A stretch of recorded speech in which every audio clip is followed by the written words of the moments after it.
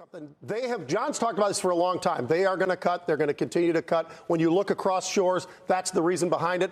But the president certainly had an influence. If you don't think the president's had an influence on the Fed, then why do we make such a big deal about the president being an influence on the Fed? Well, because it's so unusual to have it is unusual, but you don't think he's having some success. Criticize the Fed. Do it. The president, Scott, I don't think he's influencing the Fed at all. Well, you've oftentimes been off base on that, too. I think, if anything, the Fed will take a harder line the other way because you got to protect the sanctity of the Fed, which the president doesn't do. Yeah, but we're not going to answer that question. What we do know is that Federal Express, for example, reported a terrible quarter, and you had Adobe disappoint. And I think that the market is just reacting to what's going on in the economy. The economy has underlying consumer strength. It doesn't have underlying strength in a number of industries that are affected by world demand related to China, interest rates, commodities. And the Fed has to look at that data and understand what the implications are. So that's what he's going to use when he says we should cut. All right. Well, it's perfect time to bring in Steve Leisman. He's live at the Fed where you would expect him to be ahead of the decision. Steve, I know you listened to the whole conversation. I'm sure you have thoughts on many different things. I asked these. Aren't you, Scott, aren't you a little embarrassed? I mean, what did you guys just say? I got to get my cake now, and if you don't promise me more cake, I'm going to throw a tantrum and a fit that's going to embarrass you, like when your kid did it when you're online for the airport. I don't know if that's happened to you, it's happened to me. But that's what it sounds like.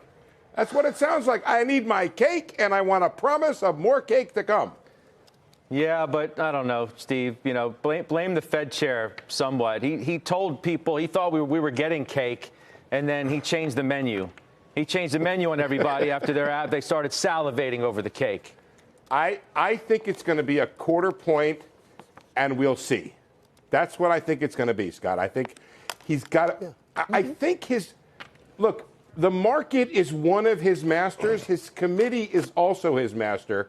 I don't know that his committee right now, given where the data are, is in a place where they can pre-commit.